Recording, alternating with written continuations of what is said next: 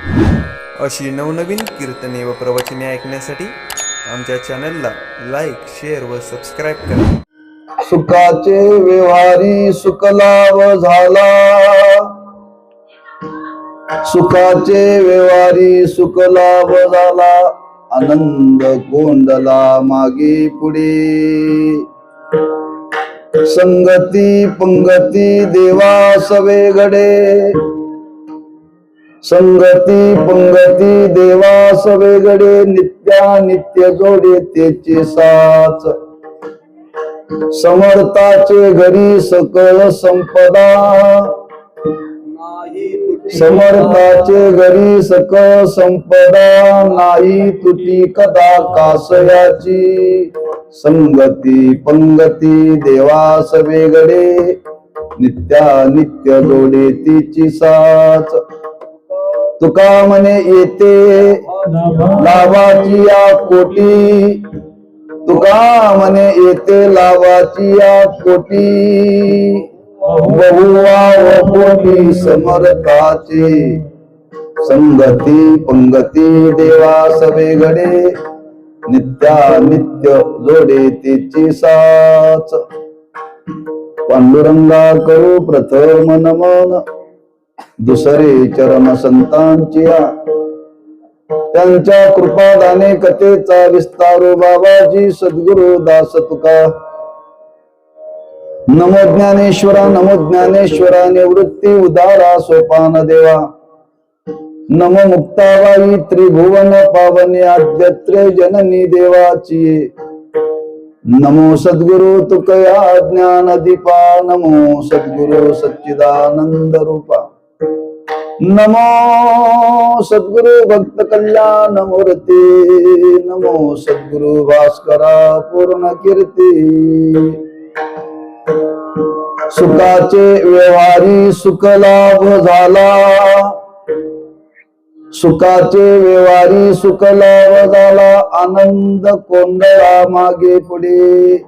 संगती पंगती देवा सवे घडे, नित्य जोडे तिची साच. शिवेकरता निवडलेला भंग श्रीमंत जगद्गुरु श्री तुकोबारायांचा असून त्या भंगातून जगद्गुरु श्री तुकोबाराय परमार्थाची साधना करत असताना माझ्या जीवनामध्ये लाभ झाला,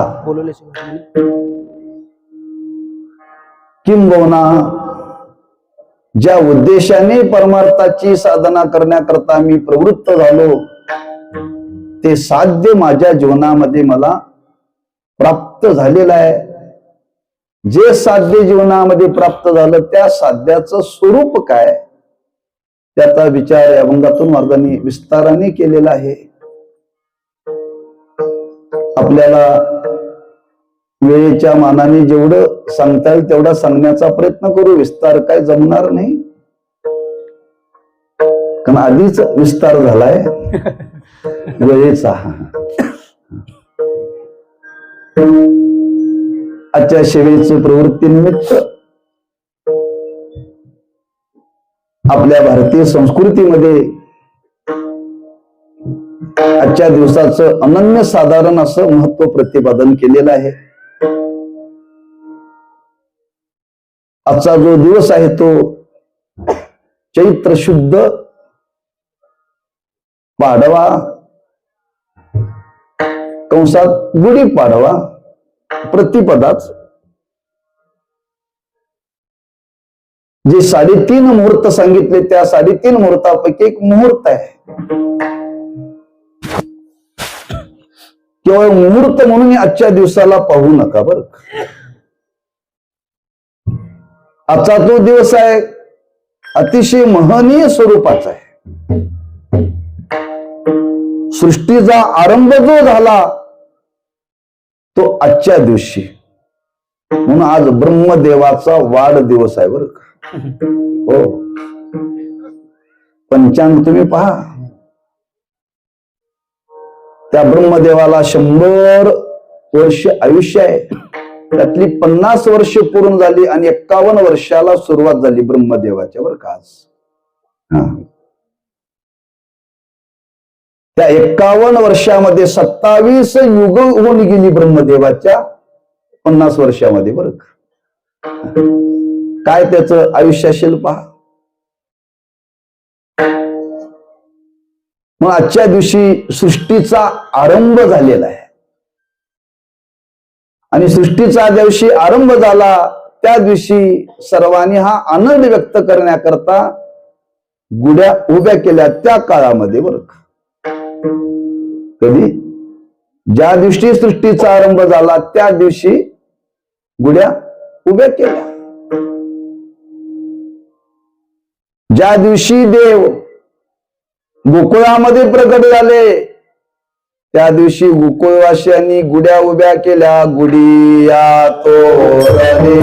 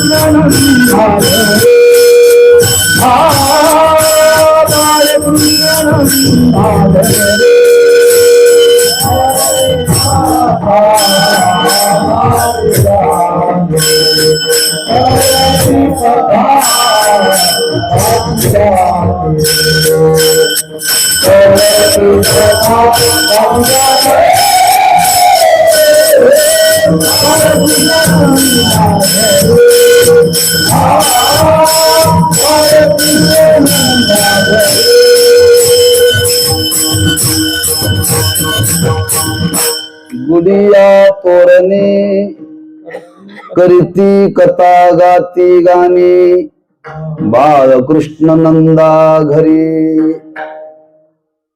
द्वापार युगातलं वर्णन आहे ते. आणि हे 4 युगाच्या आधीचं वर्णन आहे. पाडव्याचं जे वर्णन आहे ना तेव्हा तो आनंद अभिव्यक्त करण्याकरता आजच्या दिवशी गुढ्या उभ्या कराव्यात असा शास्त्राचा मानस आहे. बरं आणि तो सर्वत्र साजरा केला जातो आपल्या देशामध्ये.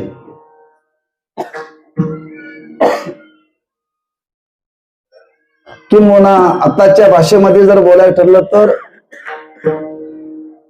सृष्टीचा वर्धापन दिन. बरं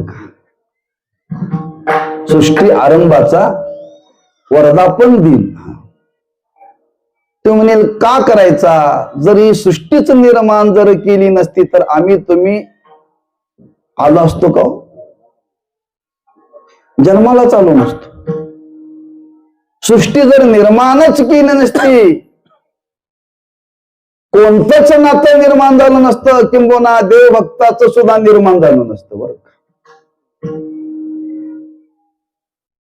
का निर्माण केली? त्याला एकट्याला करमत नव्हतं म्हणून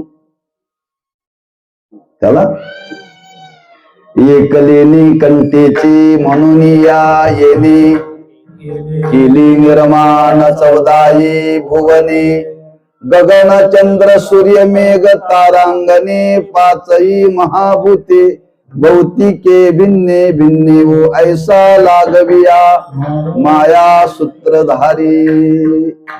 अशी सृष्टी त्या भगवंताने निर्माण केली, म्हणून आज आपण हा आनंद भोगतोय. ज्या दृष्टी सृष्टीचा प्रलय होईल त्या दिवशी काहीही व्यवहार शिल्लक राहणार नाही. त्या दिवशी आपल्या रोजच्या जीवनाचाच विचार करा ना.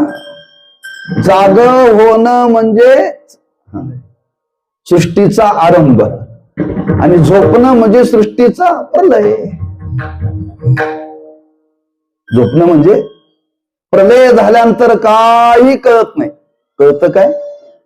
काहीच कळत नाही. आरंभ झाल्यानंतर आठवतंय.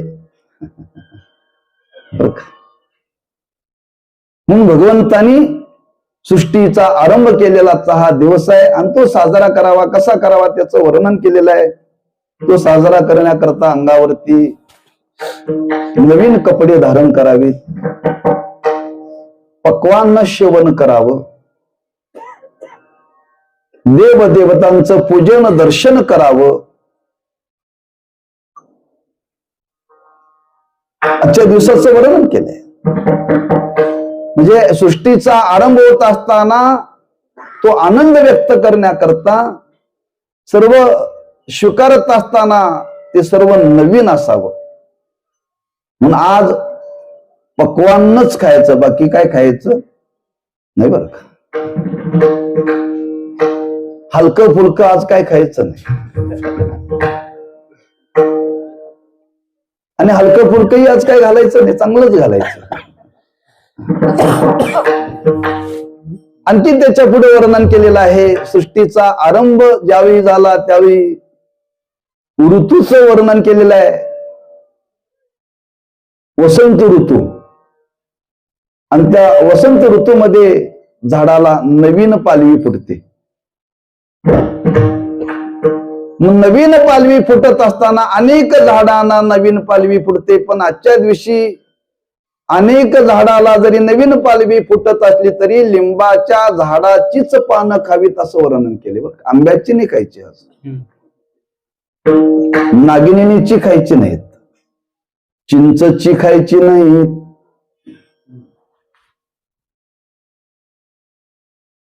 आणि ती कोवळी खावी. बरं, कशा करता खावी त्याचं काही आरोग्याच्या दृष्टीने सांगितलेलं आहे. मी एक विचार त्याच्या संबंधाने मला सुचलेला मी आपल्याला सांगतो.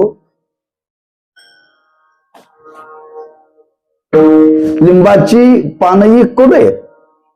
लिंबाची पानं कडू आहेत, पण ती लिंबाची पानं नुसती आज खायची नाहीत बरं का.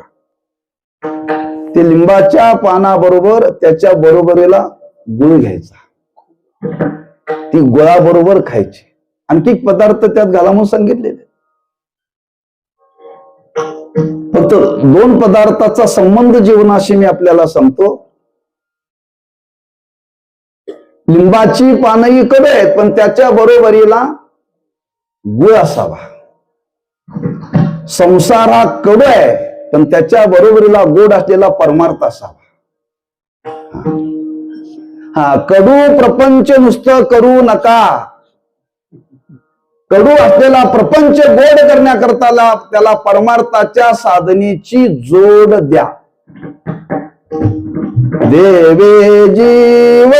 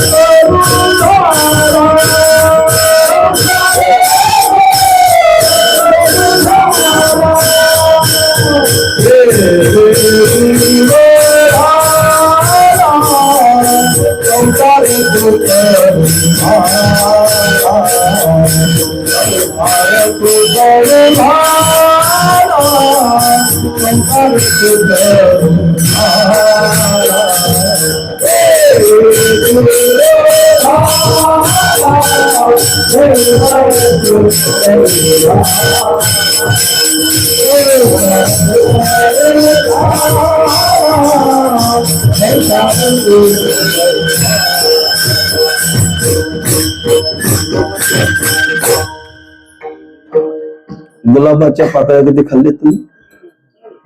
हा? गुलाबाच्या पाकळ्या गोड आहेत का तुरट आहेत का कडू येतो? गोड नाही. गुलाबाचं फुल दिसायला फार गोड आहे, चांगलं आहे.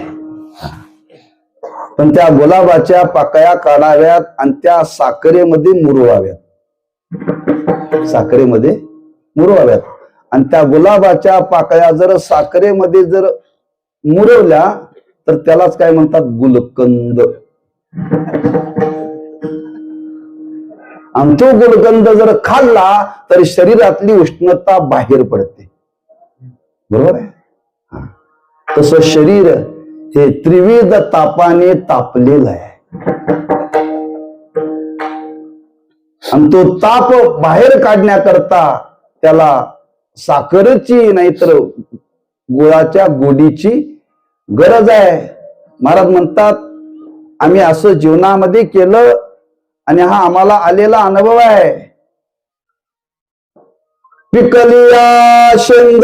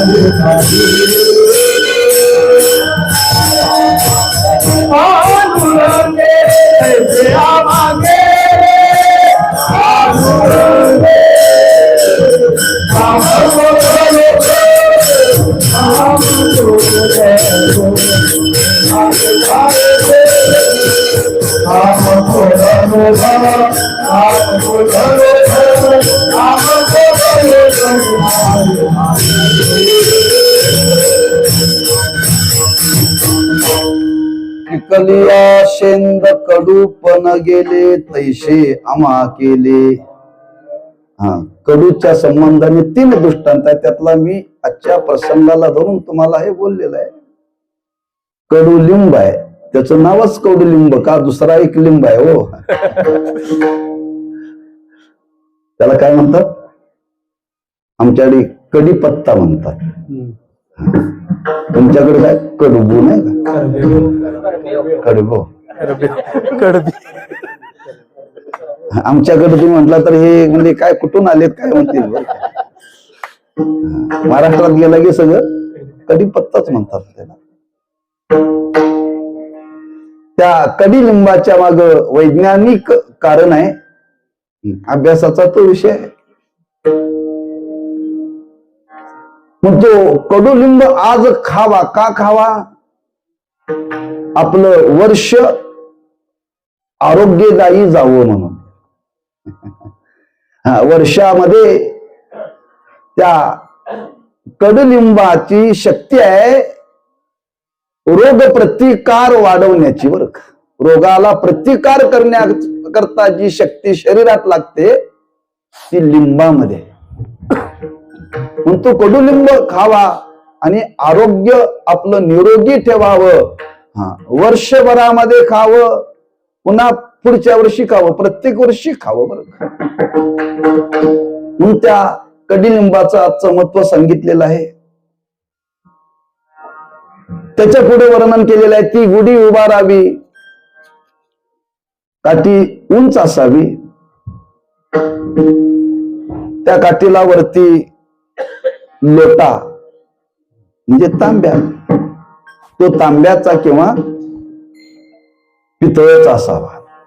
सोन्याचा असलं तर फारच चांगलं, सोन्याचा चांदीचा नाही जमलं तर तो तांब्याचा पितळेचा असावा. त्याच्याबरोबर लिंबाच्या 5 काड्या आणि साखरेची एक माळ जोडायची असते. बरं, इकडे कोणी उभे केलेले दिसत नाहीत गुढ्या. केलते का तुम्ही? केलते तुमच्या गावाभर होते का तुमच्या दारातच फक्त होते?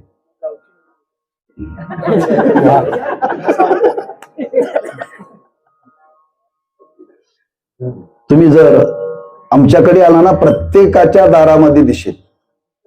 जेवढी गावामध्ये घर आहेत हिंदूंची, त्या प्रत्येकाच्या दारामध्ये तुम्हाला त्या गुड्या दिसतील. आणि त्या गुड्या लावण्यामध्ये प्रत्येकाची चढाओढ असते, माझी उंच का तुझी उंच.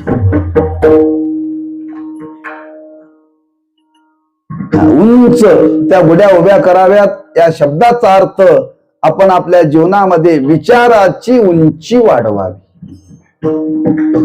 इमारतींची उंची वाढवू नका. बरं का, इमारतींची उंची वाढून काहीही समाजाचं परिवर्तन घडणार नाही. परिवर्तन घडणार नाही. पण समाजाचं परिवर्तन घडण्याकरता आज विचाराची उंची, आणि ते विचार कोणते? सामान्य नव्हे, सामान्य विचार नव्हे, लक्षात ठेवा. कारण असा काल येणार आहे आज केवळ शारीरिक उंचीला महत्व न देता भौतिक उंचीचा विचार करून पुढे निवड केली जाईल. बौद्धिक उंची. श्री गुरु साखरे महाराज सांगायचे, असा पुढे काल येणार आहे धनापेक्षा, संपत्तीपेक्षा, सत्तेपेक्षा ज्ञानाला महत्व पुढे येणार आहे. बरं का, लक्षात ठेवा. आणि ती अशी विवेकाची उंची आपल्या जीवनामध्ये वाढवावी. एक आनंद व्यक्त करण्याकरता त्या गुड्या उभ्या केल्या जातात. असा तो आजचा हा दिवस आहे, चैत्र शुद्ध प्रतिपदा. आणि तो साजरा आपण करावा. कसा साजरा करावा? गुड्या उभा करून करावा. प्रत्येकाच्या दारात गुढी उभी करावी. आज आपण असा काही संकल्प केलाय, इथं आज या सगळ्या गुड्याच उभ्या केल्यात. बरं का, गुड्याच उभ्या केल्या. योग आहे आमच्या त्या शटुपूचा. ह्या चालत्या बोलत्या गुढे, चालत्या बोलत्या गुढे.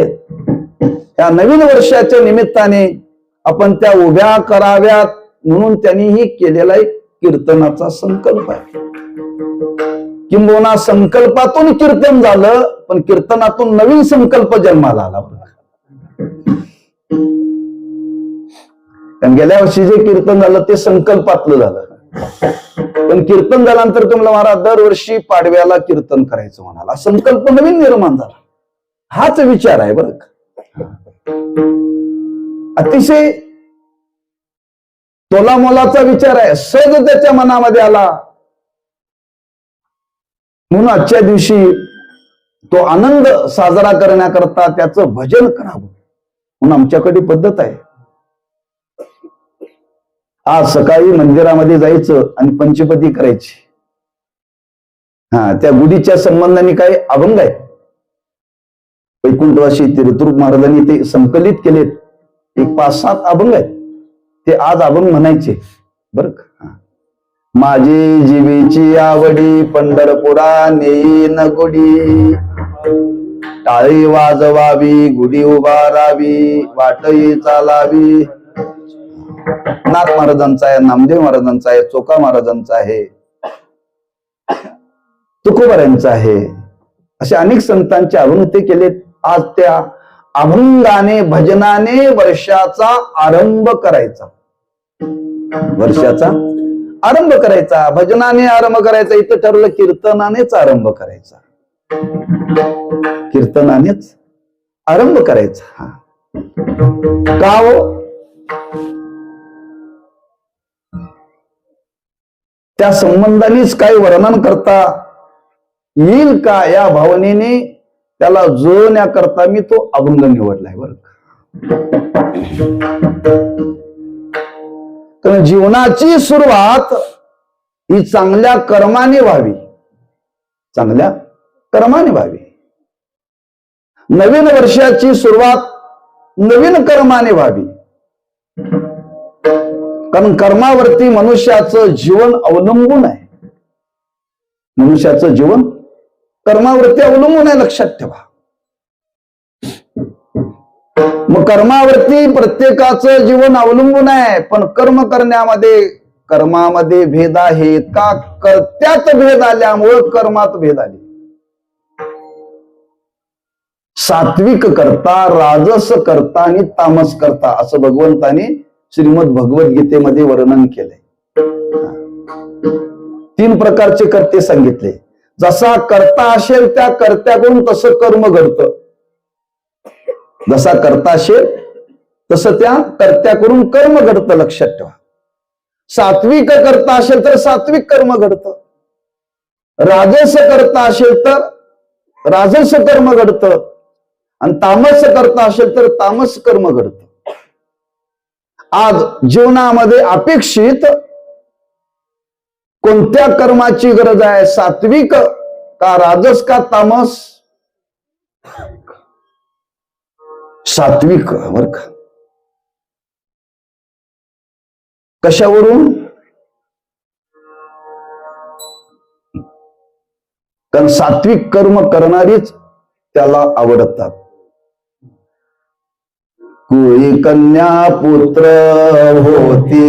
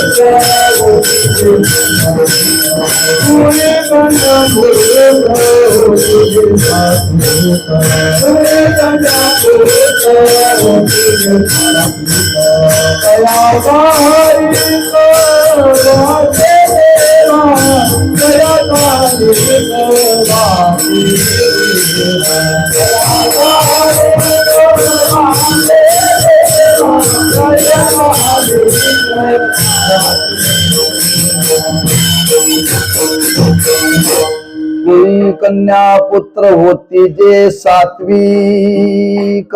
सात्विक कर्त्या करून सत्कर्म घडत. सत्कर्ता सत्कृती साधू. सत्कर्म करणाराच पुरुष साधू या पदवीला प्राप्त होतो असं वर्णन केलंय. किंबहुना देव या भूतलावरती अवतीर्ण झाल्यानंतर दुष्टाचा संहार करतो, भक्ताचं रक्षण करतो. पण सुखाचा व्यवहार करण्याकरता देव आपल्याकडे काम घेत नाही, साधूकडे देतो सुखाची गुढी उभवी सज्जना करवी. बर का, त्याला गुढ्या उभ्या करता येत नाहीत. नाही. हा, सुखाची गुढी उभी करण्याचं काम देव त्या साधूच्या सज्जना करवी करतो. हा, याचा अर्थ काय, जगतामध्ये जिथं जिथं सत्कर्म घडतं सत्कर्म करणारा सात्विकच करत असतो. सात्विक करत्याशिवाय सत्कर्म घडत नाही, किंबहुना सत्वगुणात आल्याशिवाय सत्कर्म घडत नाही. सत्वगुणात आल्याशिवाय सत्कर्म घडत नाही. आपण सध्या सर्वजण सत्वगुणात आहोत बरं का, सत्वगुणात आहोत. मग कीर्तन करता करता कधी कधी तमोगुण जागा होतोय, म्हणजे एखाद्याला चांगली झोप येते बरं का कीर्तनात. हा, कीर्तनात झोप येणं समजावं तमोगुण जागा झाला, तमोगुण जागा झाला. पण तमोगुण जागा झाल्याशिवाय झोपच येत नाही हो. म्हणून झोपताना आपण भजन करून गेल्या गेल्या लगेच झोप लागत नाही बरं का, सत्वगुणातून गेलेला असतोय.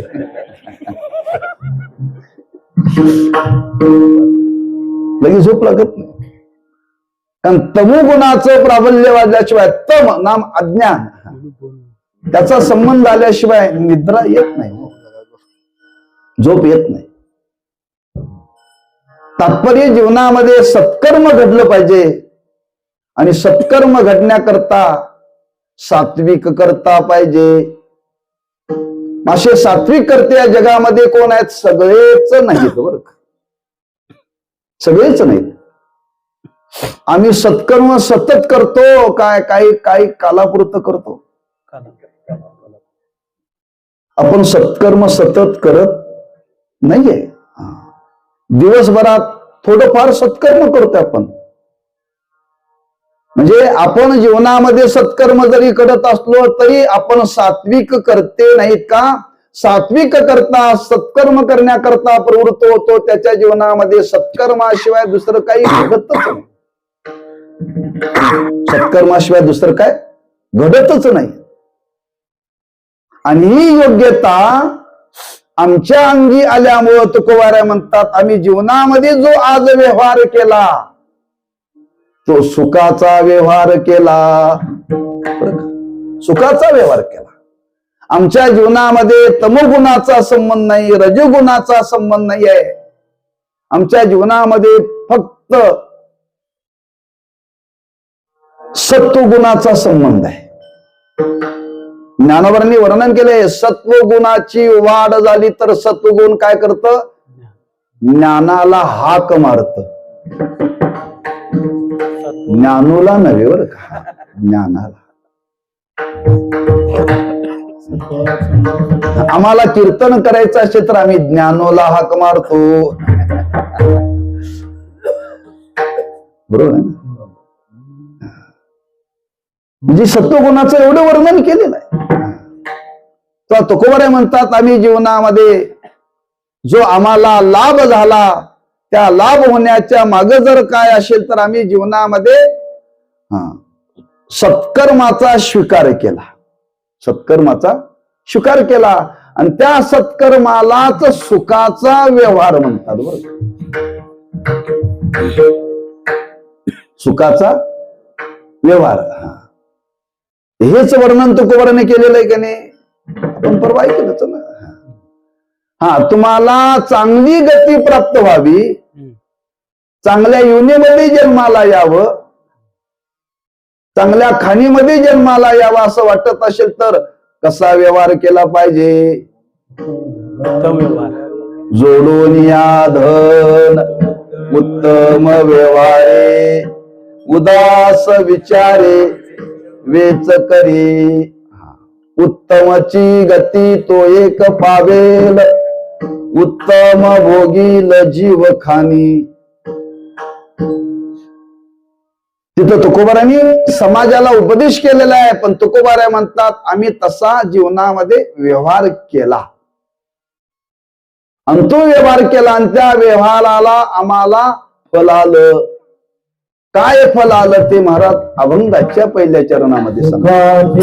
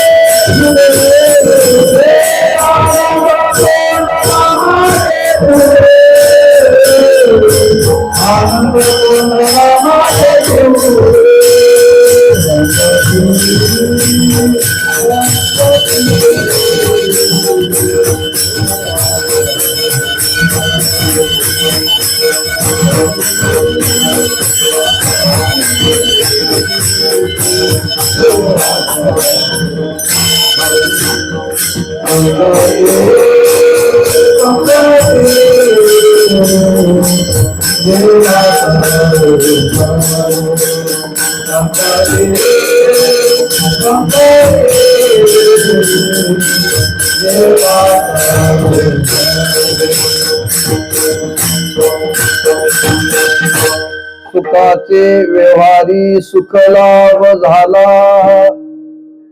आनंद कोंडला मागे पुढे. महाराज म्हणतात आम्ही जीवनामध्ये जो व्यवहार केला तो सुखाचा, आणि तो सुखाचा व्यवहार म्हणजे जीवनामध्ये सत्कर्म. सत्कर्माच्या व्यतिरिक्त आम्ही आमच्या जीवनामध्ये काहीही केलेलं नाही. ते कसं केलं नाथ महाराजांनी त्याचं वर्णन केलंय. एका जनार्दनी नित्य हरीचे कीर्तन, आसनी शयनी सदा हरीचे चिंतन. हा सुखाचा व्यवहार आहे बरं. हा सुखाच्या व्यवहाराशिवाय दुसरं काहीही आम्ही केलेलंच नाहीये, केलेलंच नाहीये. महाराजांच्या चरित्रातून आपल्याला मी पटवून देतो. तुकोराय एकदा व्यापार करायला गेले आणि व्यापारामध्ये फायदा झाला.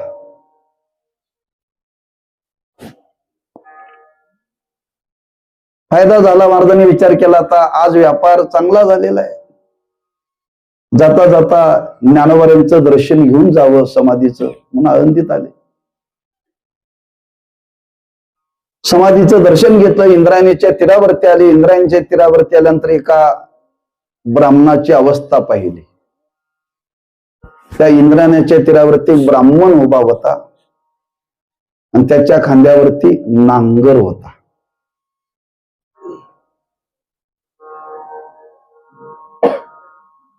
तुकोबाराय त्याच्या जवळ गेले आणि चौकशी केली, बा तुझ्या खांद्यावरती नांगर का? ब्राह्मणाने कधी नांगर घ्यायचा नसतोय.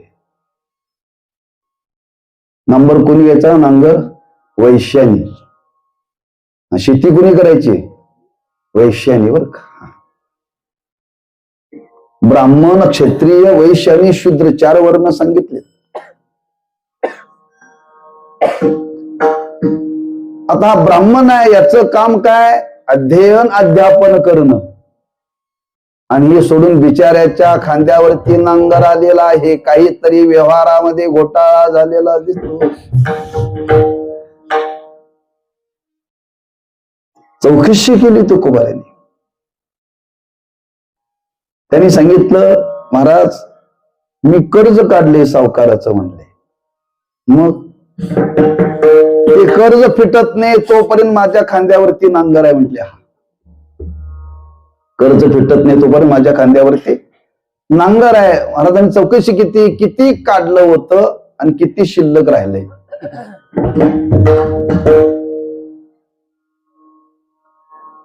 त्यांनी सांगितलं फक्त आता 250 रुपये शिल्लक राहिलेत भरायचे त्या सावकाराचे. असं तुकोबारांनी विचार केला, आपला आज व्यापार झालाय 250 रुपयाचा. 250 रुपयाचा व्यापार झालाय.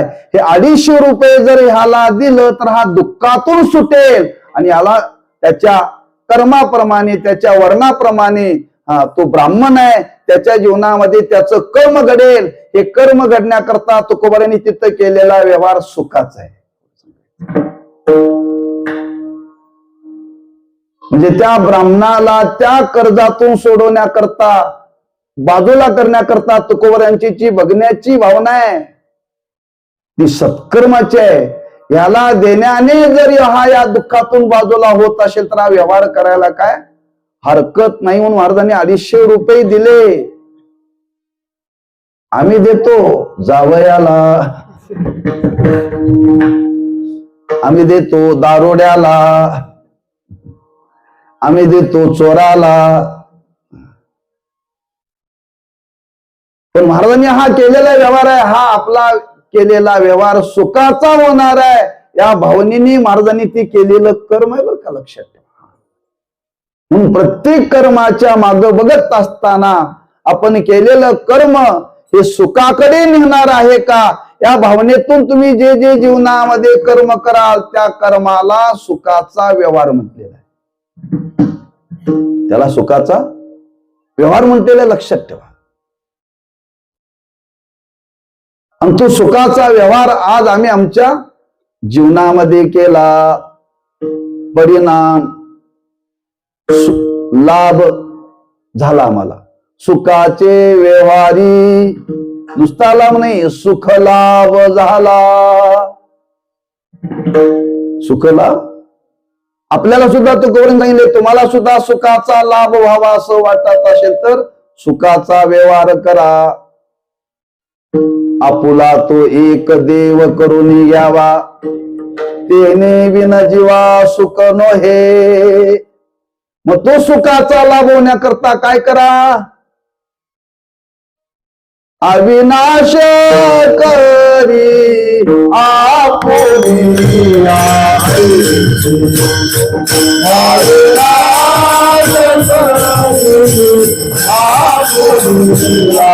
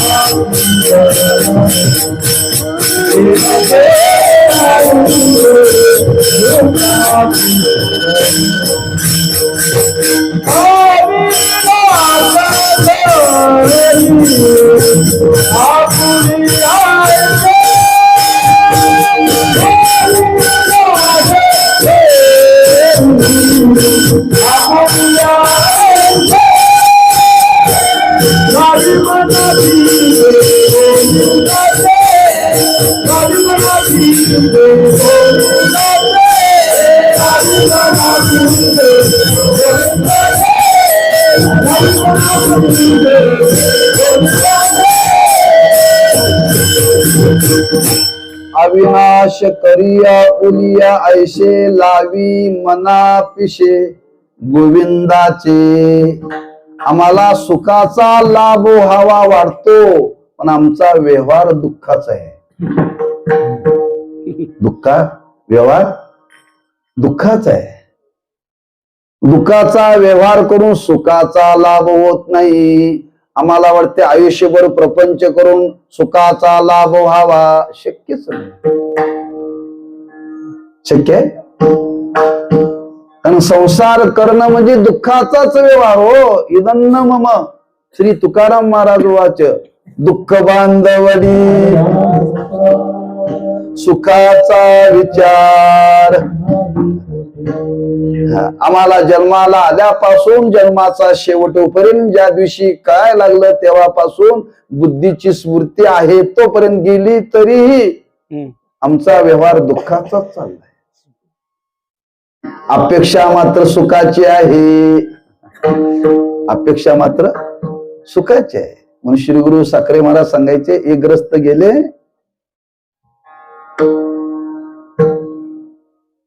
पेढे घ्यायला, पेढे, आणि ते गेले मिरचीच्या बाजारात. कुठे गेले? मिरचीच्या बाजारात पेढे मिळतात नाही. अहो, मिरचीच्या बाजारात पेढे घ्यायला गेले. पेढे घ्यायला म्हणजे सुखाची अपेक्षा आहे, पण गेलेच मिरचीच्या बाजारात. मिरचीच्या बाजारात गेल्यानंतर तुम्हाला पेढे मिळणार नाही. नाकाला आणि डोळ्याला पाण्याच्या धारा लागतील. शिंका येतात, शिंका. पेढे खावं इच्छा चांगली आहे, पण गेली मिरचीच्या बाजारात. जसं सुख व्हावाची इच्छा आहे, पण आपला व्यवहार सगळा दुःखाचा आहे. दुःखाचा व्यवहार करून आजपर्यंत कोणालाही सुखाचा अनुभव आलेला नाहीये. जर सुखाचा अनुभव जीवनामध्ये जर घ्यायचा असेल तर सुखाचाच व्यवहार करावा लागेल. महाराज म्हणतात, आम्ही तो केला, आम्ही तो केला. सुखाचे व्यवहारी. म्हणून महाराजांनी जीवनामध्ये जे जे कर्म केले ते सात्विक कर्म केलेलं लक्षात ठेवा. सात्विक कर्माच्या व्यतिरिक्त दुसरं काहीही कर्म केलेलं नाहीये. अनेक पद्धतीनं आपल्याला विचारात घेता येईल. तुकोबारांनीच वर्णन केले. तुकोबारे म्हणतात, आम्ही या संसारामध्ये पवित्र कशाने झालो? पवित्र कशाने झालो? आम्ही या कीर्तने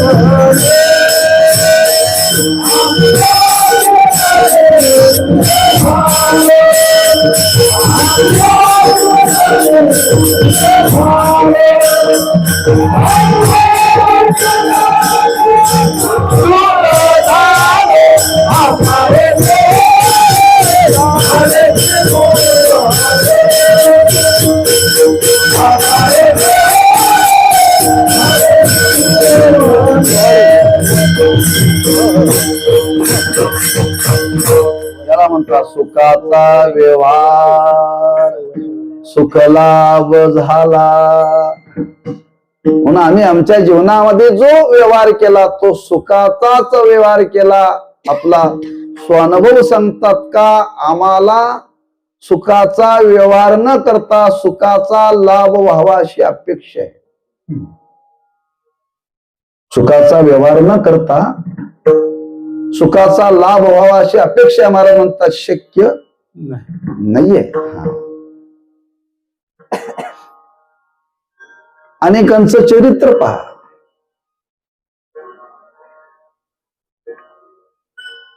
रावणाचं गणित चुकलं. रावणाचं गणित चुकलं बरं का. रावणाकडे काय व्यावहारिक दृष्टीनं काही कमी नव्हतं बरं का. व्यावहारिक दृष्टीनं काही कमी नव्हतं पण व्यवहार चुकला बरं का. व्यवहार चुकला. नाहक त्याला दुर्बुद्धी सुचली सीतेला आणण्याची. हा व्यवहार चुकलाय कधी. परिणाम दुःख नाही वंश शिल्लक राहिला नाही. काय कमीत कमी श्राद्ध घालायला तरी माणसं मागे शिल्लक पाहिजे होते हो. श्राद्ध घालायला तरी. तोच व्यवहार त्याने प्रभू रामचंद्राकडे जर लावला असता तर आज रावणाची पुण्यतिथी केली असती. मला व्यवहाराचा संबंध सांगायचा. व्यवहार चुकला. बऱ्याच लोकांनी रावणाचा आदर्श घेतलाय. बऱ्याच लोकांनी रावणाचा आदर्श घेतलाय. रावणाचा आदर्श घेऊ नका. आदर्श घ्यायचा असेल तर विभीषणाचा घ्या. विभीषणाचा तात्पर्य सुखाचा व्यवहार केला तर सुखाचा लाभ प्राप्त होतो बरं का. असा सुखाचा लाभ म्हणजे काय सुखरूप असणारा परमात्मा तो आज आम्हाला प्राप्त झाला. सुखाचा सुख निधी सुख सागर जोडला. म्हणून काळा दादूला पाचारी गे माई. म्हणजे सुखाचा व्यवहार करण्याने सुख लाभनाम सुखरूप असणारा परमात्मा एक विचार घ्या. आणि सुखाचा व्यवहार करण्याने सुखरूप असणारी अवस्था ही आज आम्हाला प्राप्त झाली. कारण सुख ही संज्ञा कुठेही दिलेली नाही आणि कोणालाही दिलेली नाही बरं का. एक ती देवाकडेच आहे बाकी ठिकाणी नाहीये. लक्षात ठेवा. म्हणून तर महाराजांना सांगावं लागलं सुखरूप ऐसा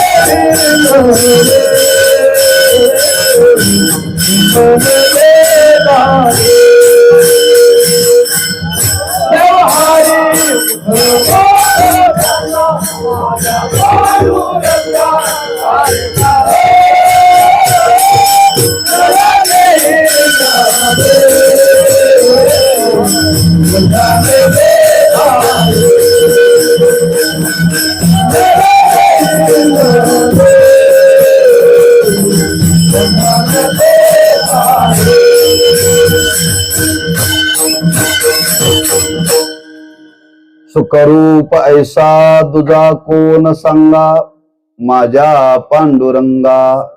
सारिका तो सुख नाम परमात्मा, आणि तो आज आम्हाला प्राप्त झाला का तसा व्यवहार केला. आपल्यालाही तो लाभ व्हायचा असेल तर आपल्यालाही तसाच व्यवहार करावा लागेल. स्वर्गाला जाण्याचा व्यवहार करून उपयोगाचा नाही. सासुरवाडीला जाण्याचा व्यवहार करून उपयोग नाही. सुखा लागी करीशी तळमळ, तरी तू पंढरीशी जाय एक वेळ. मग तू अवघाची सुख रूप होशी, मग तू अवघाची सुख रूप होशी. सुखा लागी करीशी तळमळ, तरी तू सासुरवाडीशी जाय एक वेळ.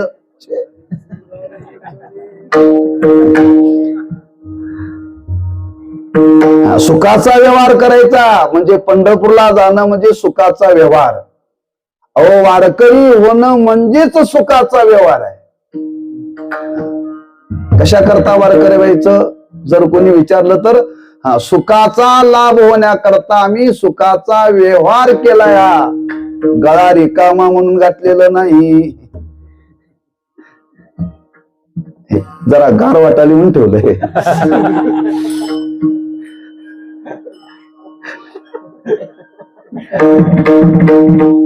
गरमी आहे सध्या, त्यांच्यावर थोडस गारवा आहे म्हणून ठेवले बरं का, म्हणजे उगत ठेवलेलं नाहीये.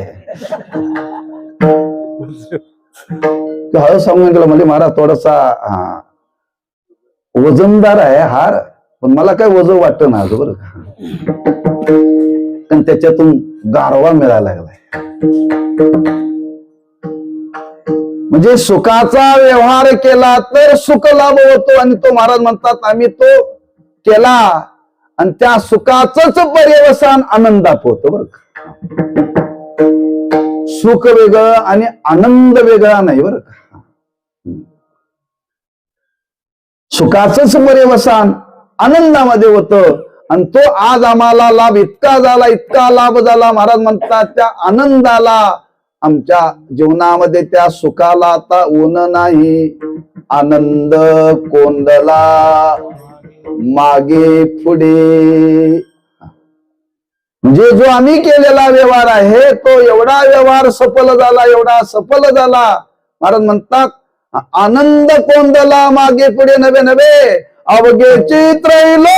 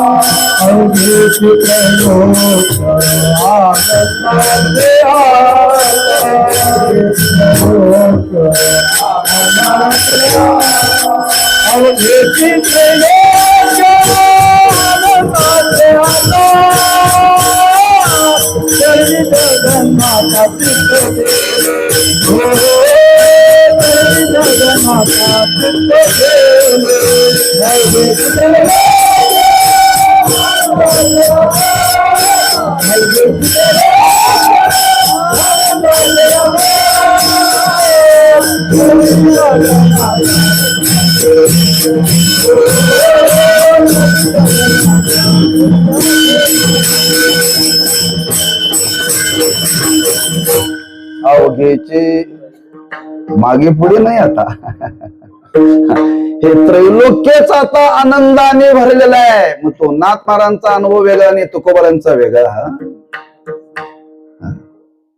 का सगळे एका जातीचे होते ना.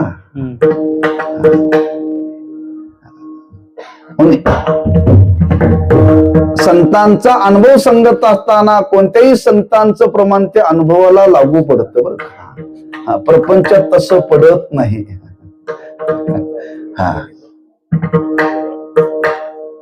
मग महाराज म्हणतात ही जीवनामध्ये अवस्था प्राप्त झाली. आम्ही जा व्यवहार केलेला त्या व्यवहाराचा परिणाम आनंदुरे आजी आनंदुरे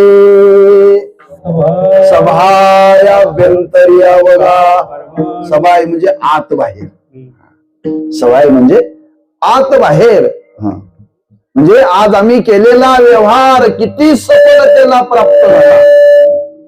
सफलतेला म्हणजे केलेला व्यवहार सफल व्हावा.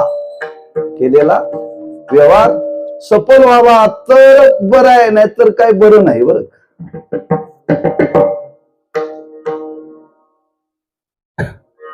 म्हणून महाराजांनी वर्णन केले. आम्ही या भूतलावरती आलो आणि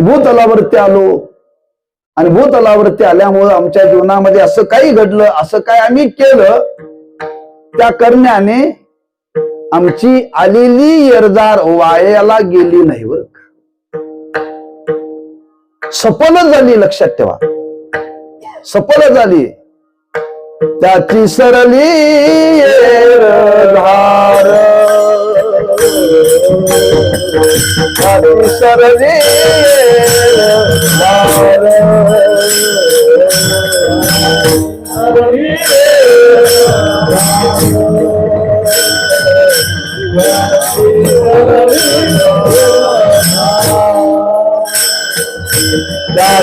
सरली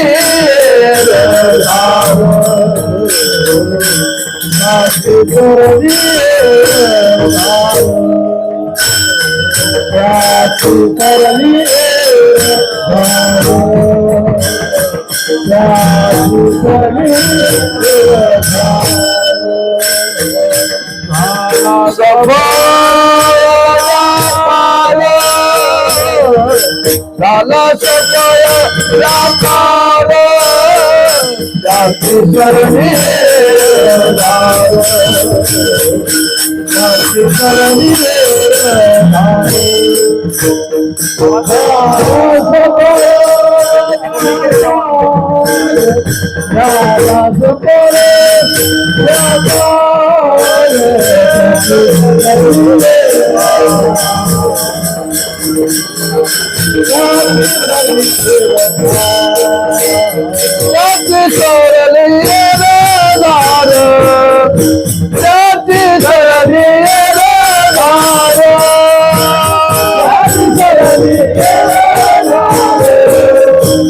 Yeah.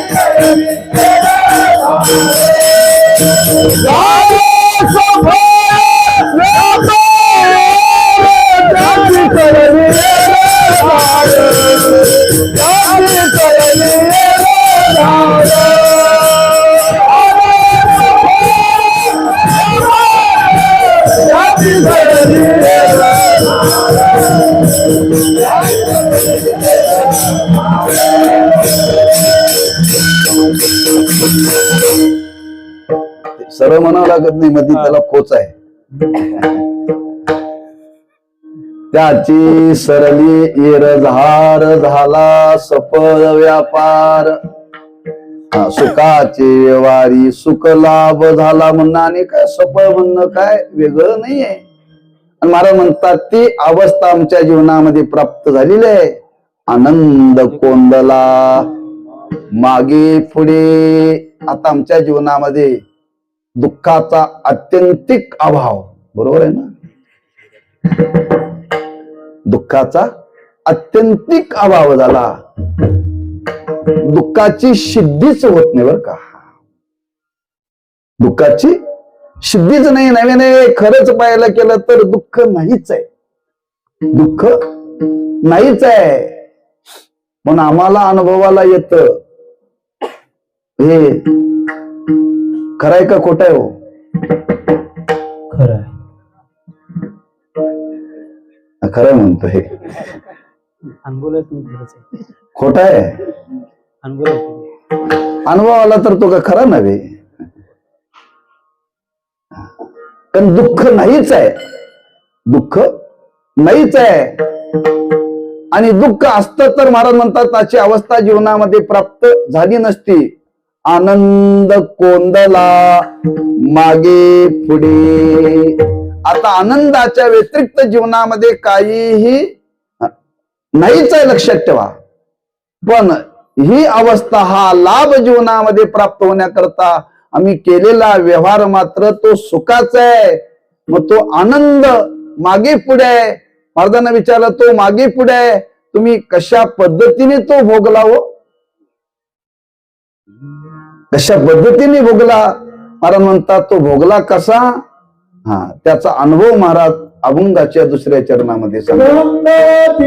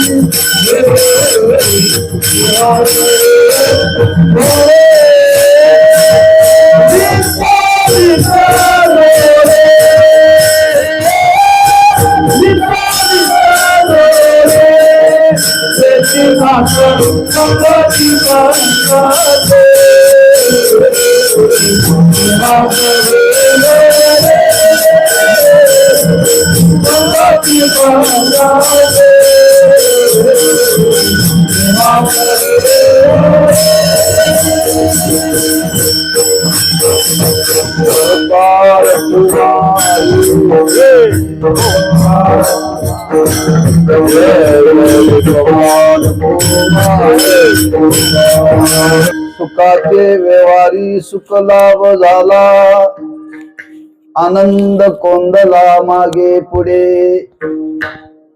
संगती पंगती देवास वेगळे, नित्या नित्य जोडी तिची साच. विस्तार करत नाही बरं का.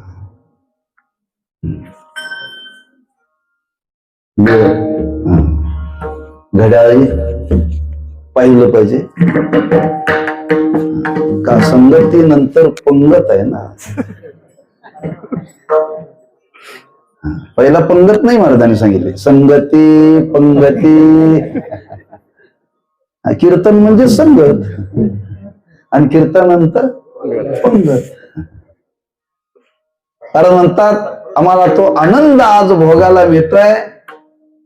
कोणता आनंद आहे? आम्हाला देवाची संगत प्राप्त झाली आणि त्याच्याबरोबर पंगतही प्राप्त झाली. संगत म्हणजे सख्यत्व, संगत म्हणजे सख्यत्व आणि पंगत म्हणजे ऐक्य वर्ग, असा विचार केलेला आहे. म्हणजे आमच्या जीवनामध्ये देवाची सख्यत्वही जोडलं आणि आमचं देवाशी ऐक्यही झालं बरं का. एकदा ऐक्य झालेलं पुन्हा ते बाजूला जात नाही ना. नित्या नित्य जोडी तिची साच. म्हणजे आमच्या जीवनामध्ये तो लाभ झाला, त्या लाभाचा परिणाम आमच्या जीवनामध्ये देवाशी सख्यत्वही जोडलं आणि ऐक्यत्वही निर्माण आमच्या जीवनामध्ये झालं. अनेक ठिकाणी वर्णन घेत, तुझी संगती झाली आमुची निश्चिंती. तुका म्हणे जीवी सवे प्रेम द्यावे प्रीतीचे, देव सोयरा देव सोयरा. तिथं सख्यत्व सांगितलंय बरं. आणि तुझी संगती झाली आमोची निश्चिती, तर ऐक्यत्व सांगितले. लक्षात ठेवा, जीवनामध्ये देवाचं सख्यत्वही घडलं आणि ऐक्यही घडलं. अर्जुनाची हीच अवस्था आहे. सख्यत्वही जीवनामध्ये जोडलं आणि ऐक्यही जीवनामध्ये प्राप्त झालं बरं. आणि तो संगती पंगतीचा जो काळ आहे त्याच्यामध्ये मिळणारा जो कालावधी सांगितला, नित्या नित्य जोडे तिची साच. जसं तुकोबारांनी वर्णन केले, नित्या नित्य बर का, पुन्हा पुन्हा पुन्हा पुन्हा. आता त्यांच्याशिवाय दुसऱ्याचा संग कोणाचा नाही. लक्षात ठेवा. ब्रह्मरस करू भोजन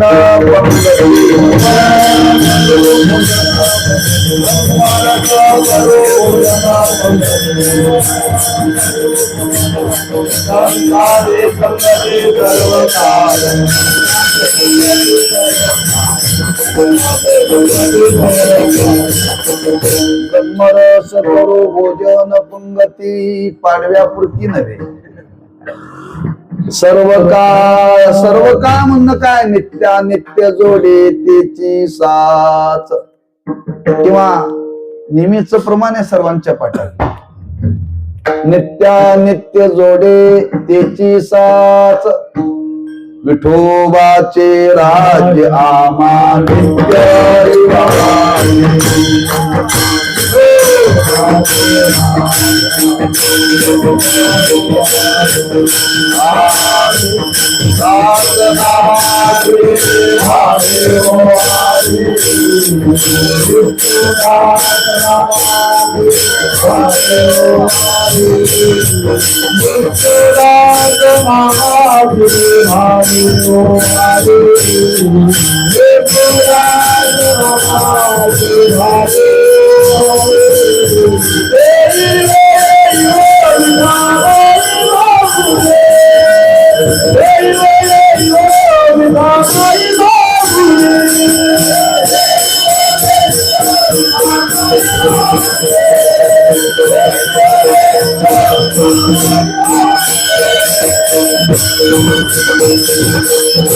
विठोबाचे राज्यामा नित्य दिवाळी नित्या नित्य जोडे.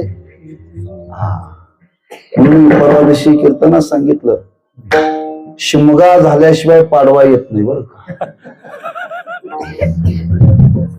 शिमगा झाल्याशिवाय पाडवा येत नाही. एकदा पाडवा झाला की पुन्हा शिमगा नाहीये. काय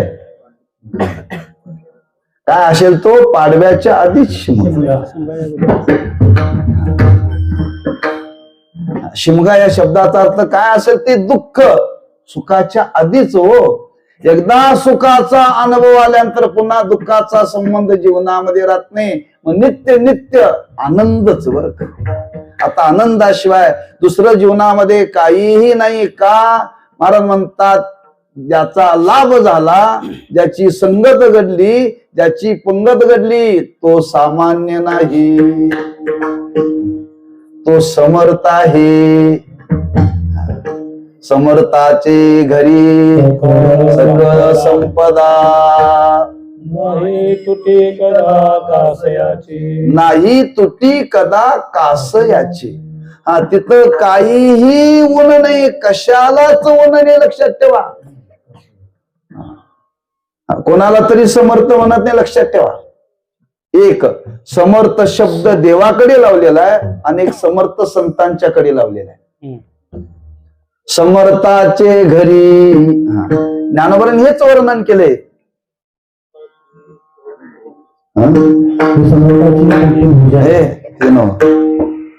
मला देवाच्या संबंधाने वर्णन करायचं. ज्ञानदेव म्हणे हरी माझा समर्थ,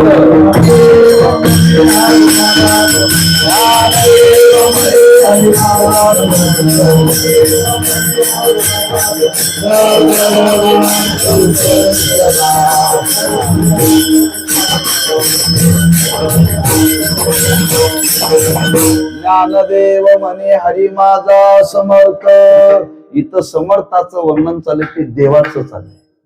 समर्थाचे घरी सकळ संपदा. तो परमात्मा समर्थ आहे, कर्तुम अकर्तुम अन्यथा कर्तुम. सर्व संपदा त्याच्याजवळ आहे, त्याच्याजवळ काहीही गुण नाहीये. आणि त्याची आज आम्हाला संगत आणि पंगत प्राप्त झालेली आहे. महाराज म्हणतात नुसता तो नावाचा समर्थ नाही, तो नावाचा समर्थ नाही. त्या समर्थाच्या ठिकाणी फार मोठा वाव आहे, म्हणजे फार मोठी उदारता आहे. जो कोणी त्याच्या संगतीमध्ये गेला आणि तो तृप्त झाला नाही, असं कुठं जीवनामध्ये घडलं नाही. महाराज शेवटी वर्णन करतात. तुका म्हणे लाभाची कोट्यावधी लाभ आहे, वावतो पोटी समर्थाचे. म्हणजे त्यांच्या संगतीत गेल्यानंतर महाराज म्हणतात कोट्यावधी लाभ ज्याच्या संगतीमध्ये होतात त्याच्या पोटात त्या मानाचा वाव आहे. आणि त्याची आज आम्हाला जीवनामध्ये प्राप्ती झाली, त्याचा लाभ झाला. पण तो लाभ होण्याकरता आम्ही तसा व्यवहार केला आणि तो केलेला व्यवहार आज आमच्या जीवनामध्ये सफल झाला. म्हणून सुखाचे व्यवहारी सुख लाभ झाला. आनंद कोंदला मागे पुढे, संगती पंगती देवास वेगळे. नित्या नित्य जोडे तिची साथ ज्ञानेश्वर माऊली, ज्ञानराज माऊली तुकाराम. ज्ञानेश्वर माऊली, ज्ञानराज माऊली तुकाराम.